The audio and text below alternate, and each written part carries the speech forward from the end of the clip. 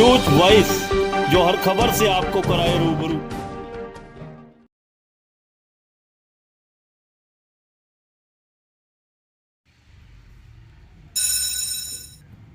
आज देश और दुनिया को एक अच्छे आचरण की जरूरत है और अच्छा आचरण हमें गीता जैसे धार्मिक ग्रंथों से ही मिल सकता है।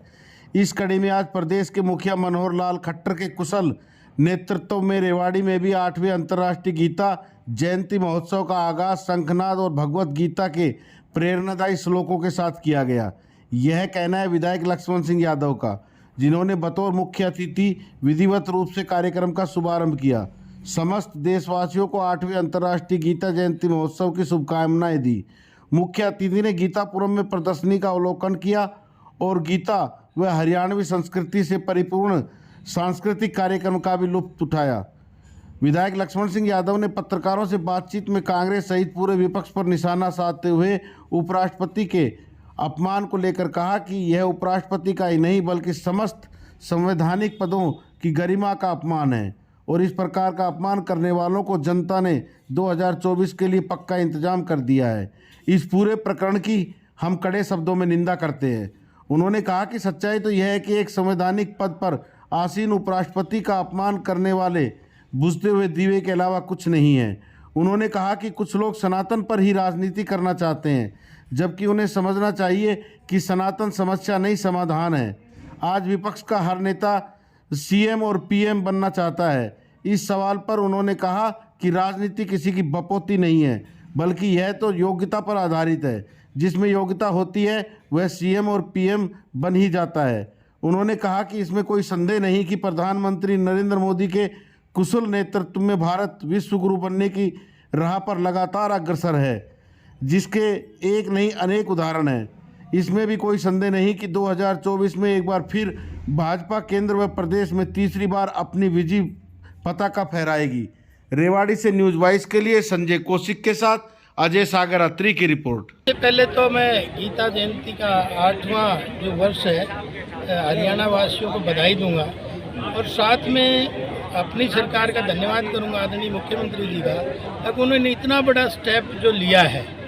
भले ही लोग कुछ भी कहें, लेकिन आज उसकी महत्वता लोग समझ रहे हैं और आज उसकी बहुत ज़्यादा ज़रूरत भी है। समाज को आज आचरण की ज़रूरत है, दुराचरण की नहीं है। और वो हमें हमारे ग्रंथों से, हमारे ये वेदांत से ही हम सीखने को मिलता है, हमारे सनातन से ही सीखने को मिलता है। और आपने देखा भी है कि जो सनातन में है वो कहीं किसी धर्म में उस तरह का नहीं है वर्णन। सनातन तो हमें कहता है जी और जीने दो, और सनातन को लोग मजाक लेते हैं कि सनातन तो डेंगू है। मैं उनको कहना चाहता हूँ सनातन डेंगू नहीं है, डिवाइन है। सनातन रोग नहीं है, योग है। और सनातन आपको पता है कि समस्या नहीं है, समाधान है। उनको ये समझ लेना चाहिए, क्योंकि दुनिया जब से बनी है, बल्कि विशेषकर हमारे देश में, तो सनातन के से ही इतना बड़ा कंट्रोल हो रहा है, वरना ये व्यवस्थाएं हैं सनातन। तो ये तो लोग अपना पता नहीं क्यों राजनीतिकरण इन चीज़ों का करना चाहते हैं। ये तो हमारे जीवन जीने का मूल आधार है। और थोड़ी बात कर लेते हैं राजनीति की। तो जिस प्रकार से सांसदों का निलंबन हुआ, उसे लेकर आज जंतर मंतर पे प्रदर्शन कर रहे, कितना उचित, क्योंकि उपराष्ट्रपति का अपमान। देखिए, ये निंदनीय है।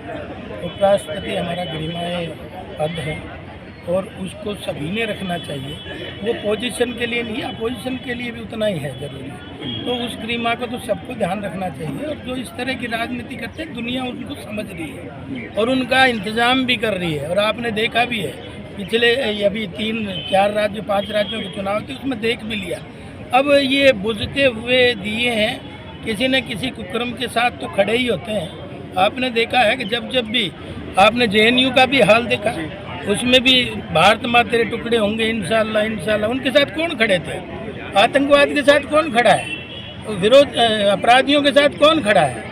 और जब भी देश के खिलाफ गतिविधियां होती हैं, उनमें ये सबसे आगे खड़े मिलते हैं। तो आज जनता जागरूक है हिंदुस्तान की, और वो जानती है। विधायक साहब, सबसे बड़ा सवाल तो ये है कि हमारा देश, हमारी सरकार विश्व गुरु बनने की राह पर है, और इस प्रकार की चीज़ें अगर जब मैसेज जाता है, विदेशों में जाता है, तो क्या उसका संदेश पहुंचता है?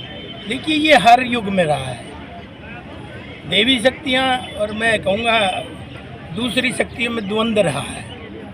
तो ये हर युग में रहा है। आपने महाभारत काल भी देखा, आपने रामायण काल भी देखा, आपने देखा ना। मैं कहता हूँ कि 1,98,58,05,117 वर्ष पहले जब सूर्य पहली बार धरती पे आया था, जब दुनिया के लोगों ने आँख नहीं खोली थी, जब ये भारत विश्व गुरु का ही दर्जा था।